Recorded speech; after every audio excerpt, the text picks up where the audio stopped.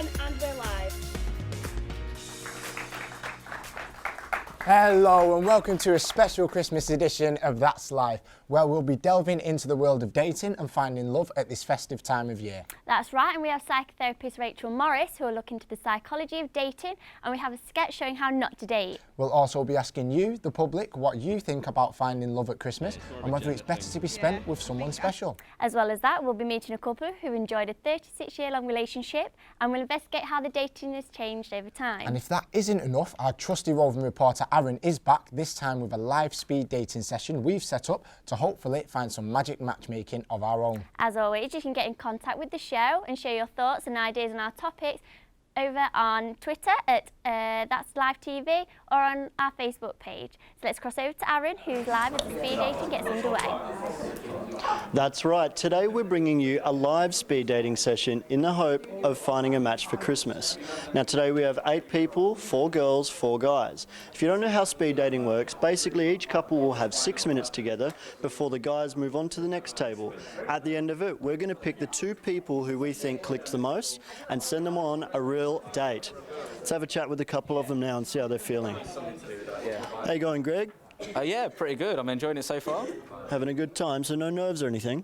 I did have it first, but Bex has really relaxed me into this, so yeah. Oh, Bex, a true professional. Fair enough. Had many dates. So is it, you've had many dates? Yeah, I've done quite a bit of dating in my time. Any speed dating? Never, so it's quite a new thing for me. It's a bit weird concept, but A weird concept. So are you looking for love, Bex? yes, I am. In all the wrong places? Probably, yeah. I'd say this is probably quite wrong. No, I'm only kidding. How about you, Greg? Do you believe in love at first sight, mate? Yeah, of course I do. It's got to be real, hasn't it? Some people say it's true, so why not believe them? They do. Anyway, that's all we've got time for. We'll head back to you in the studio and we'll check back in later and see how they're all going. Thank you for that, Aaron. Well, we look forward to finding out how things develop with the daters. Research has shown that there's a huge spike in online dating over the Christmas period and that single people feel pressured into finding love. So we sent our reporter Lucy out into Manchester to find out what you think about the idea of finding love at Christmas.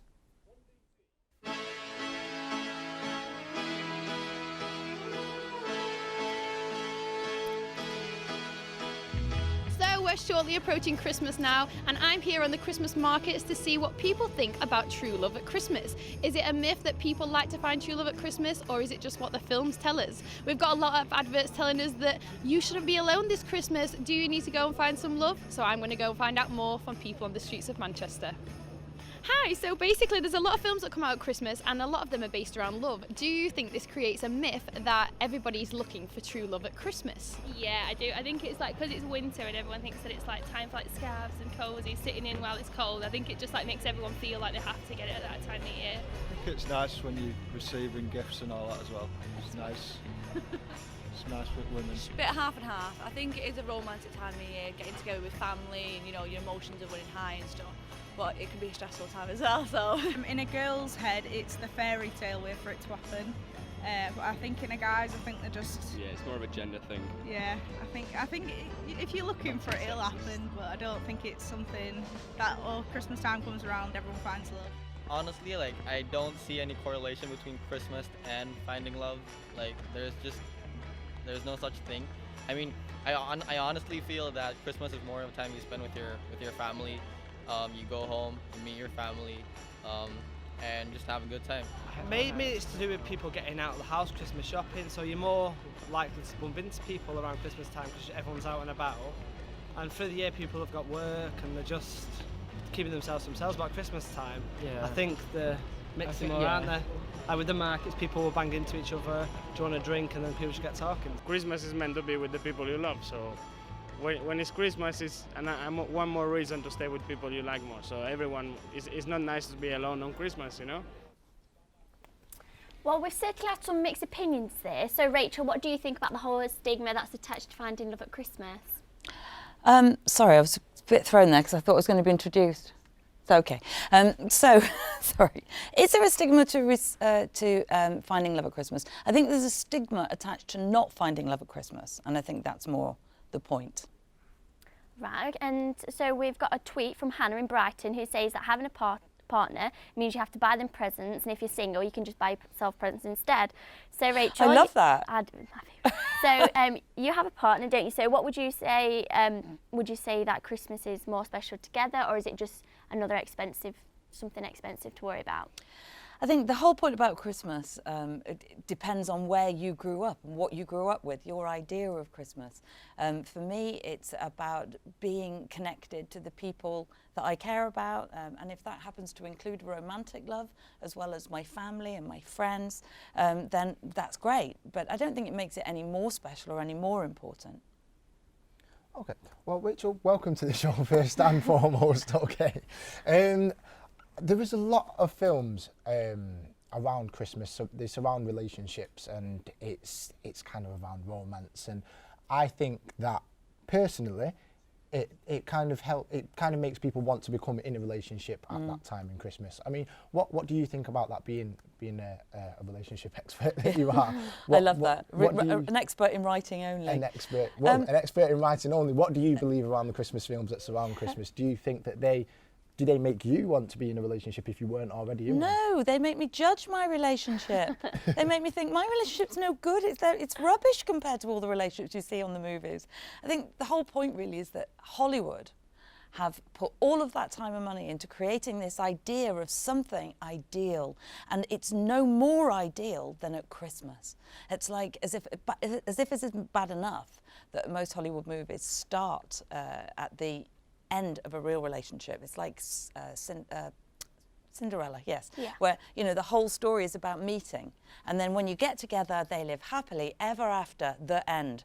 It's like, well, hang on a second. What do you mean the end? Really, if Hollywood started their films and their stories about relationships, what happened next? We'd have a bit more of a real picture.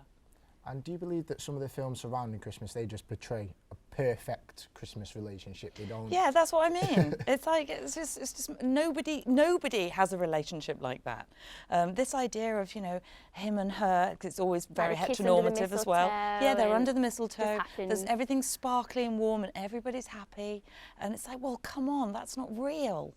That doesn't include all the stress, the financial worries. Yeah. And I think it puts an enormous strains on couples to fake some idea of a perfect Christmas. I say just have the best one you can have and say that's good enough. Okay, well, thank you very much, Rachel. We had some fantastic opinions there, thank you very much. Christmas is a special time of year, particularly for new couples. It's that warm and fuzzy feeling of the first Christmas together that a lot of single people seek at this time of year. But what happens when you've been together much longer? Does Christmas does it still remain merry? We've spoke to a couple who've been together for 36 years to find out.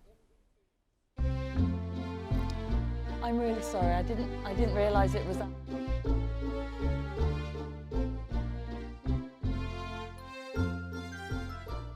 On this week's Christmas edition of Nostalgia, we're joined by Anne and Dick from Blackburn. I can remember when we first met. We first met in a pub. I was 15, I'd gone in with my mate, and she'd asked Dick, would he go out with me? And he said, what do you think I am, a kidnapper? So later on that evening he came across it after he'd had a few drinks and asked me out. So I turned around and said, does Grandad condescend, remember? Anne and Dick have 18 grandchildren, and spending quality time with them is important for them, especially over the Christmas holidays. My Christmas traditions are family. I always like a lot of family around me, and I like baking and cooking and making things for the Christmas dinner. Yeah, Christmas is a lot better with sharing with somebody you love, because you're not as alone. I feel sorry for them people that are alone at Christmas, especially old age pensioners, because they'll have no family, because they need somebody there. They've been married for 36 years, and although they've previously separated, they feel their relationship is stronger than ever. My advice for future couples is to get somebody that will help you around the house, because I think that a relationship should be two people that share things. And and the other thing I've got against couples these days, they don't seem to stop together so long. You know what I mean? They haven't got the staying power that we used to, what we have. You know, that's the only advice I can think of. Go on. Make sure you pick the right one. Have you picked the right one? Yeah, I think so. Yeah. Well, I should have imagined so after all these years. No. You're not bad, are you?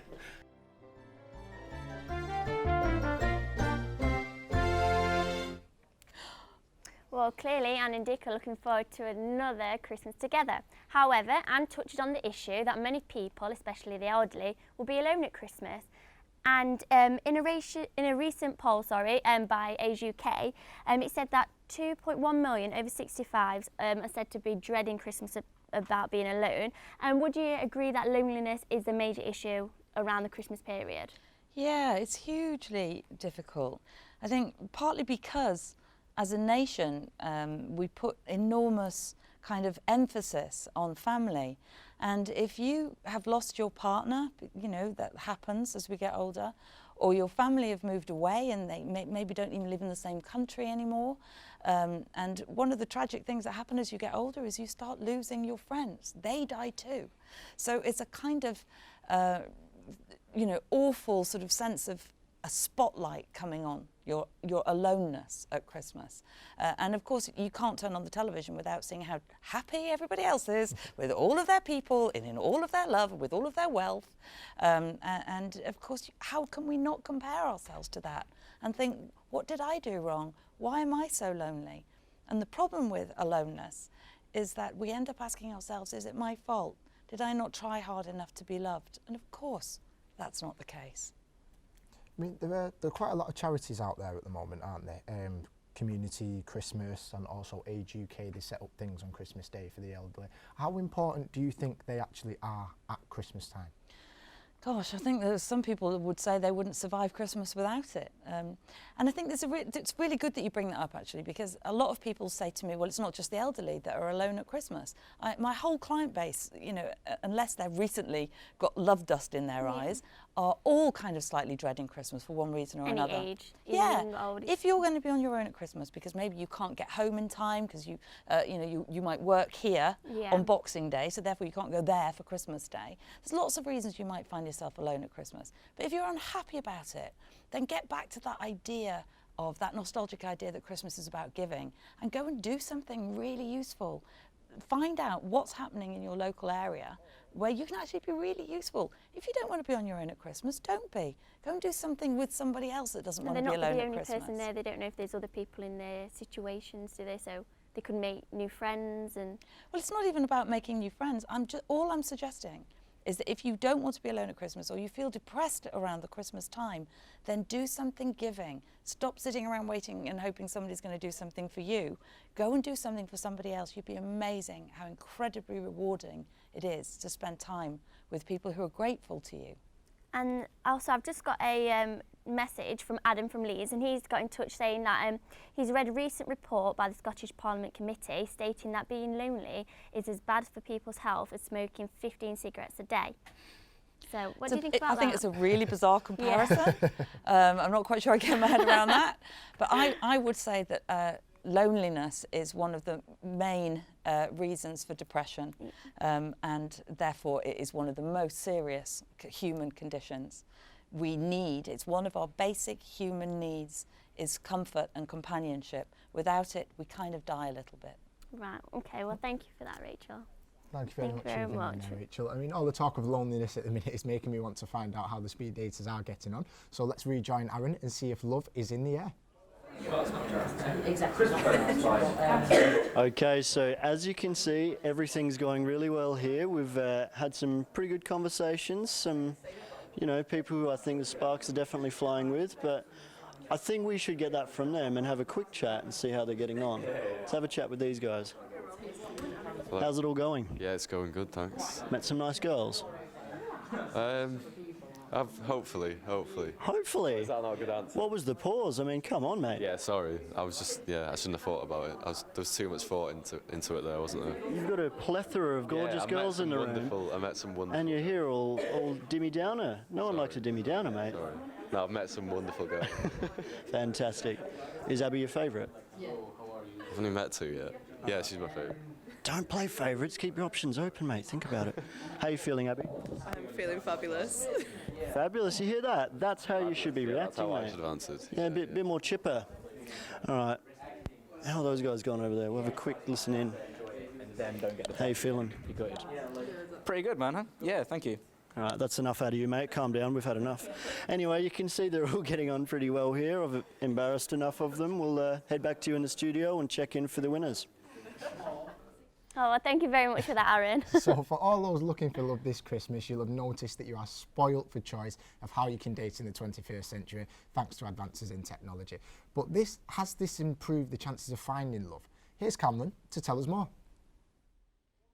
My dearest Josephine, it has been so long since I last saw your beautiful face and felt the warm touch of your embrace.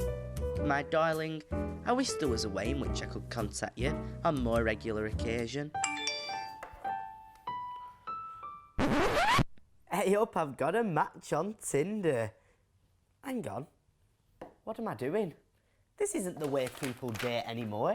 It's the 21st century. It's all about using these things. And with the rise of social media and advances in technology, it's all about one thing: online dating. On the first 3 pages of Google alone, I managed to come across 19 dating sites. There's around 7.8 million UK people using these websites, with Match.com being the most popular.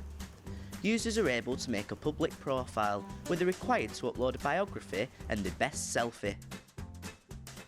So online dating revolutionised the way in which we date, but about 3 years ago an even bigger technology came on the scene in the form of a dating app called Tinder, which means you can date on the go, wherever you go. Now the format's pretty simple.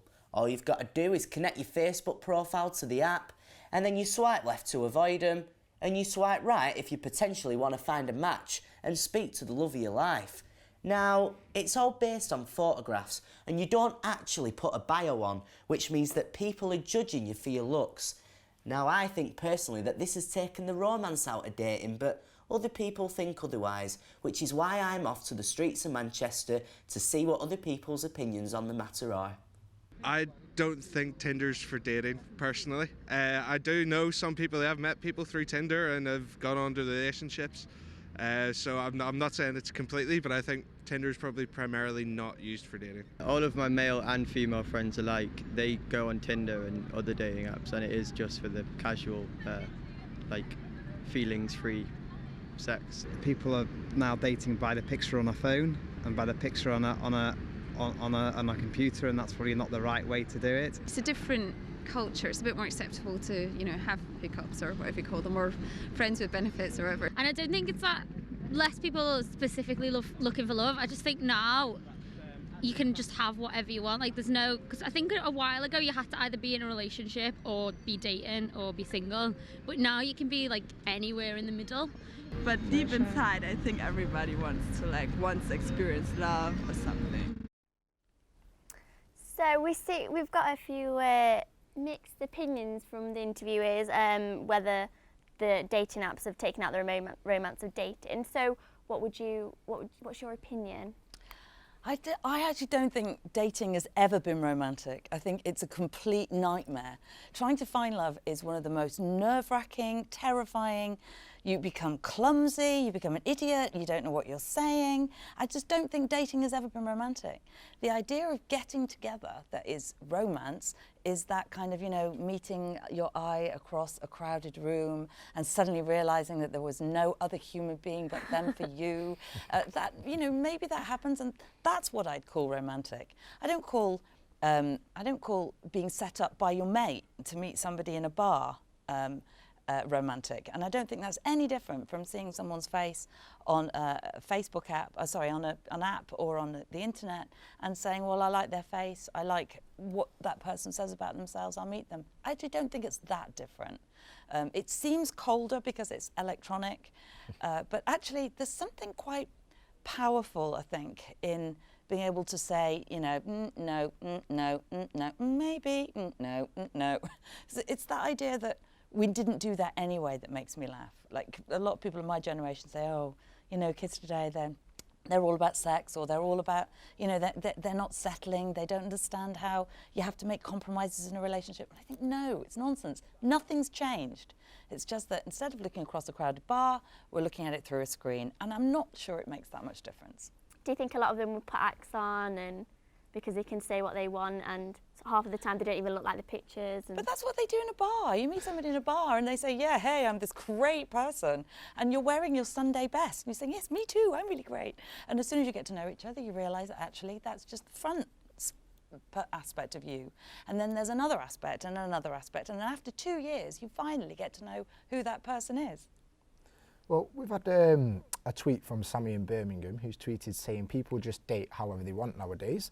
I can remember a time when they were scared to tell their friends that they were online dating. What's your reaction to Sammy's comments there?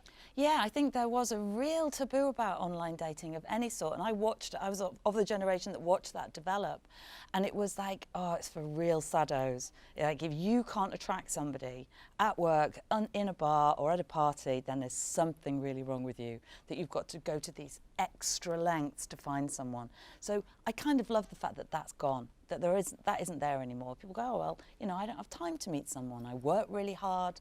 I don't want to meet someone drunk in a bar, which is always a bad idea. So why not? You know, why not do this? Get rid of the taboos. It's all nonsense. It's all judging that you don't need. Yeah, people are a bit more confident to say that they met online, and it's not that they're not ashamed of it or anything It's got like a that. bit more New York dating, hasn't it? It's the idea that you can go out and have a coffee with somebody and say, oh, I like your picture, I like what you say, you're not that much of an idiot, let's go and meet for a coffee. And then you find out whether or not they were full of it after all, or whether or not they were what they said they were, and then you take it from there. Oh, thank you very much. Thank you very much for your opinion there. So we've been chatting a lot about ways to secure a date, but what happens when you do actually get a date? Many people fall at the first hurdle. So we've created another one of our weekly sketches to show you the things what not to do on a first date.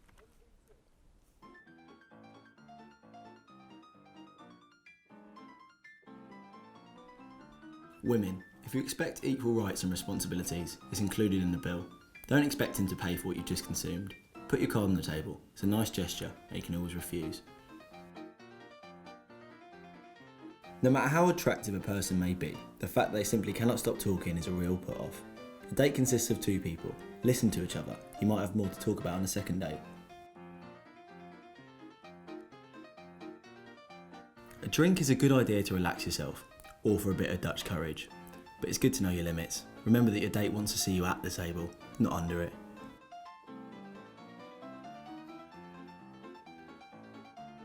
If you're big enough to go on a date, you should know how to eat with a knife and fork.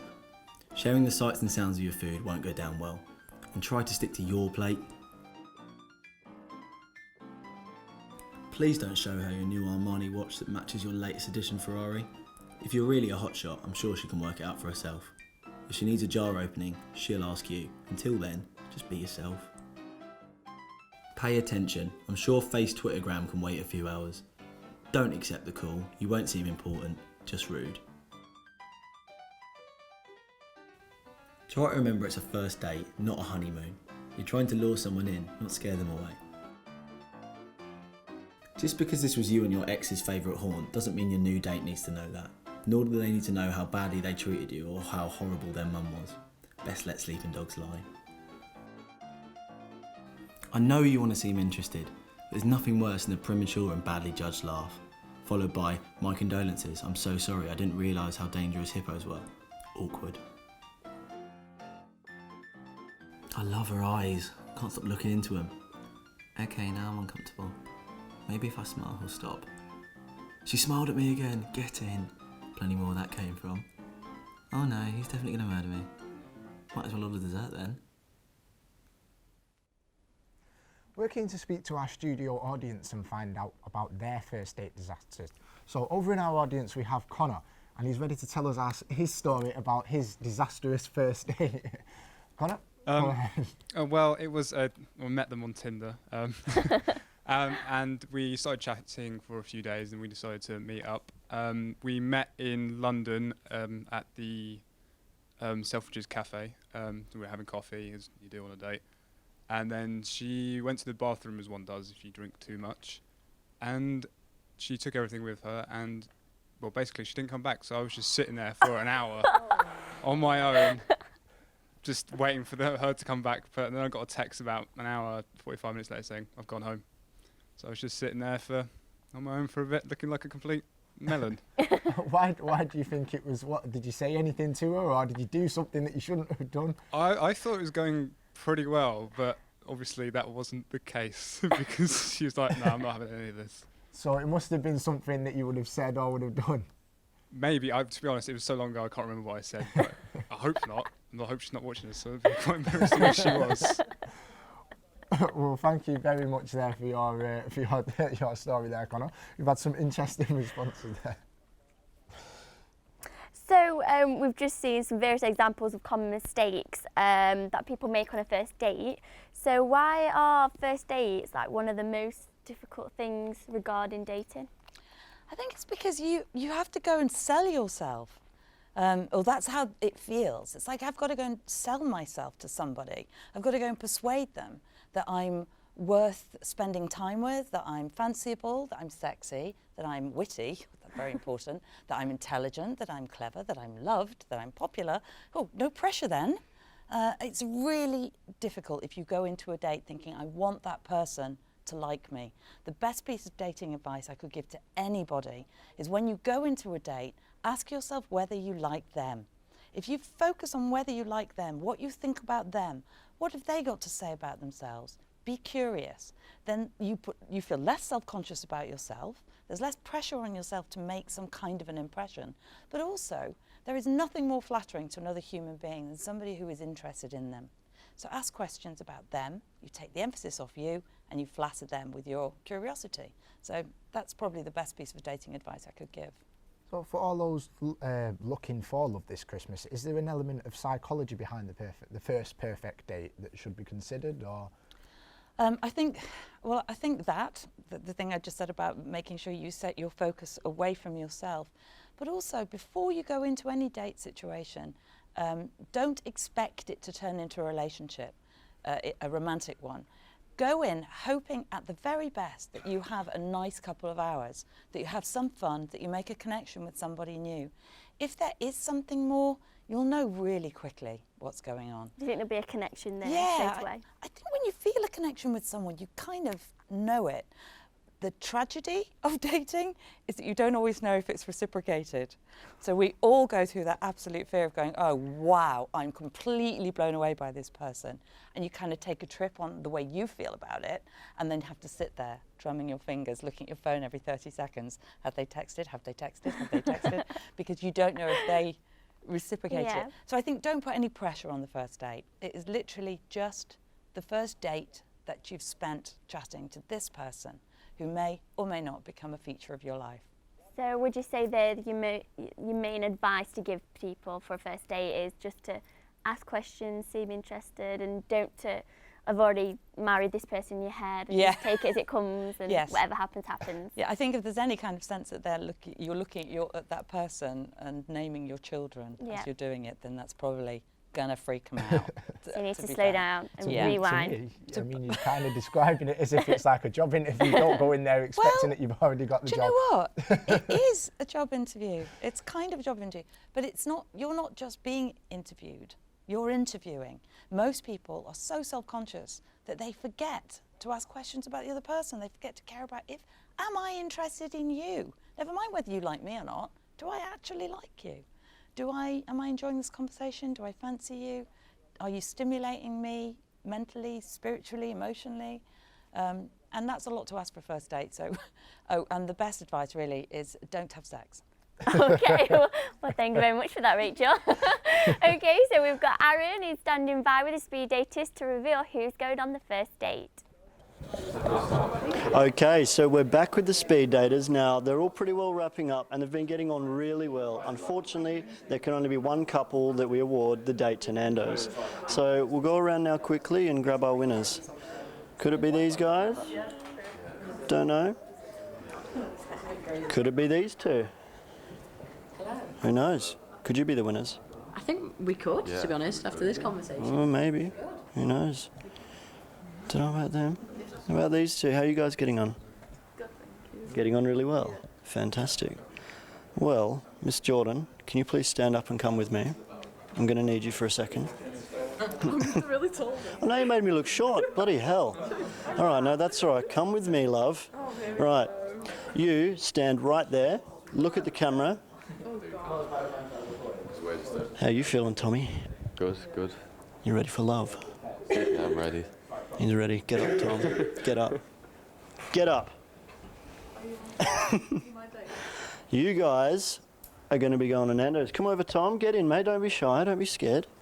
Bye. So, how do you feel about it? I've managed to make myself look as short as possible with my choices. Sorry about that. I don't know how I did that. Now, I have for you in this envelope a date for 2 to Nando's. So I'm going to hand it to you, Jordan. Oh, thank you. Just in case you reconsider, Tom, and want to call me. All right? So that'll give you the option if you've got the date. Anyway, guys, congratulations. We're going to have to go back to the studio now and... oh, sorry. Tom, are you excited? I'm excited. All right. Anyway, guys, that's all we've got time for. That's life's been a great success of the speed dating. Back to you in the studio. Oh, no, isn't that wonderful? Congratulations to our winners and good luck to everyone else who took part in the speed dating. We'd like to say a big thank you to our dating expert Rachel and also our wonderful studio audience and of course the viewers at home.